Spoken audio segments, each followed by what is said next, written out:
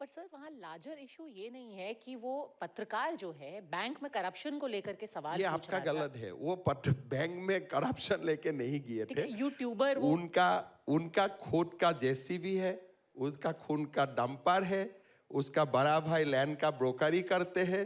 तो इसका बहुत बड़ा स्टोरीज है। तो ये जो लोग दिल्ली में आके स्टोरी बनता है, मैं वो सब मैं कन्फर्म नहीं करना चाहता हूँ, बिकॉज छोटे इशू होते रहता है। लेकिन एक पत्रकार का डेफिनेशन क्या है, आप लोग खुद ही तैयार कीजिए। ए जर्नलिस्ट, जहां तक राइटिंग का इशू है, हम आपको कुछ नहीं करूंगा। लेकिन in your private life, if you run a hotel and वहां में कुछ प्रॉब्लम होते हैं, then can you ask for the journalistic cover for that? तो बैंक में वो लोन लेने के लिए गया था, एमडी को दबाव बना रहा था कि हमें पैसा देना चाहिए। एमडी ने हमें कंप्लेन किया है। Nothing, he has not gone there to cover any news. उनका पहले भी न्यूज नहीं था, आगे भी न्यूज नहीं है। और मैं बोलता अरे बैंक का खिलाफ क्यों लिखते हो, मेरा खिलाफ लिखो ना, आपको तो कोई अरेस्ट नहीं करेगा। क्योंकि इसमें लार्जर नैरेटिव जो है वो ये है कि असम से लेकर के, गुजरात से लेकर के, कश्मीर से लेकर कन्याकुमारी तक अब बीजेपी को लग रहा है कि जहां जहां हमारी सरकार है वहां पर हम फ्री फॉर ऑल है, कोई बोलेगा। अब इमरान प्रतापगढ़ थे यहाँ पे। आपको तो मैं इनवाइट करता हूं, आइए, पूरा मेरा खिलाफ असम में लिखिए, आपको कोई कुछ अरेस्ट नहीं करेगा। और आपको मैं स्टेट गेस्ट भी डिक्लेयर कर दूंगा। डेली मेरा खिलाफ लिखते हैं। ये तो बहुत ही किसलिए? ये तो बहुत टिपिकल असम में देखिए, there is a hostile group to us. मैं आपको अभी बोला था असम का डेमोग्राफिक जो डिवीजन है, वो डेमोग्राफी से डॉक्टर्स भी है, इंजीनियर भी है, प्रोफेसर भी है, इंटेलेक्चुअल भी है, राइटर्स भी है। और मेरा खिलाफ पन्ना भरा के रखता है वो लोग, लेकिन मैंने किसी को कुछ नहीं किया हूं और करना नहीं चाहिए। I don't have authority to do anything. मैं मानता मैं बहुत डेमोक्रेट हूं, उसमें कोई इशू नहीं है। बाकी स्टेट में कुछ हो रहा है, I don't know, I am not aware of that. But ये जो असम में घटना है ना, इतना बड़ा घटना है, ये तो एक यही इशू है भाई, आपने जाके बैंक का मैनेजर को धमकाया, बैंक का मैनेजर ने आपका ऊपर एफआईआर डाले, सरकार कोई एफआईआर नहीं डाले। आपका ये जो रवैया काफी उदारवादी है। आपको नहीं लगता बाकी मुख्यमंत्रियों को भी आपका जैसा उदारवादी रवैया अपनाना चाहिए? अगर भारतीय जनता पार्टी उदारवादी नहीं होते हैं तो दिल्ली में बैठ के जो दिन रात मोदी जी को गाली देते हैं, वो लोग कैसे भारत में चलते रहते थे? कितना कितना बड़ा पत्रकार नाम लेने से आपको अच्छा नहीं लगेगा? वो तो मोदी जी को सुबह से शाम इतना भी बोलते हैं कि मोदी जी का मतलब जितना खराब हो सकता है सुबह के शाम तो वो भी बोलते हैं, लेकिन सब तो मोटा ही हो गया है, कोई तो पतला तो नहीं हुआ है मोदी जी का समय। मैं अभी नाम लेने से आप बोलेगा मेरा कॉलीग का नाम मत लीजिए, लेकिन आपका एक एक कॉलीग का मैं नाम ले सकता हूं जो दिन रात मोदी जी का नाम, दिन रात गाली देते हैं। Last 10 years I have observe, वो लोग तो मोटा ही हो चुका है, कोई तो कम तो पतला तो नहीं हुआ है।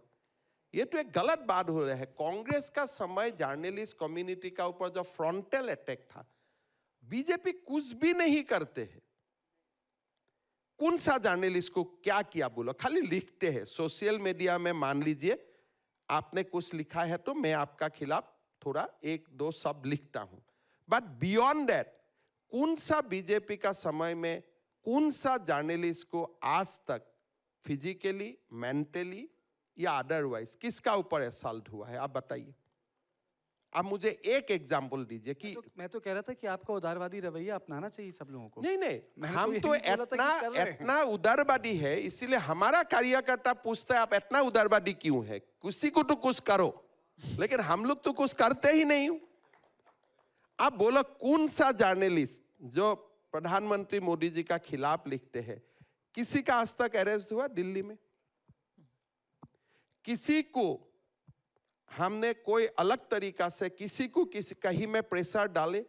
किसी का घर का सामने कभी डेमोन्स्ट्रेशन हुए हैं? There are so many. मैं आपको इतना ही बोलता हूं ना, जो घर में बैठ के यूट्यूब चैनल चलाता है वो लोग तो जर्नलिस्ट भी नहीं है। उनका घर का सामने तो कम से कम हम जाके तो विक्षोभ कर ही सकता था, लेकिन आज तक तो कोई बीजेपी का कार्यकर्ता गया नहीं है। एक सवाल बनता है, हेमंत बिस्व शर्मा कौन है and how do we define his politics? उनकी पॉलिटिक्स क्या है, वो किस पे खड़ी हुई है? अभी जी मेरा एक ही पॉलिटिक्स है, भाई असम का थोड़ा झंडा ऊपर रहे पूरा देश में। और कभी असम से सेंटर में भी स्टेप इन होगा? अभी असम का झंडा असम में ही ऊपर कर रहा हूँ, बाकी तो मोदी जी देखेगा, मेरा क्यों टेंशन लेना है उसमें। जो बाद में आपको टेंशन नहीं लेना चाहिए उसमें टेंशन नहीं लेना चाहिए। इतना घर में टेंशन है, आप क्यों असम में है, आप क्यों ये सब में टेंशन लेते हो? ठीक है, बिल्कुल हम टेंशन नहीं ले रहे हैं, लेकिन सितंबर में आपने प्रॉमिस किया है कि आप एविडेंस के साथ एक बड़ा खुलासा करने वाले हैं। ये We'll wait for कोई it. मीडिया सेंसेशन में नहीं करना चाहता हूँ, but again I am saying कि SIT has acquired very very important evidence.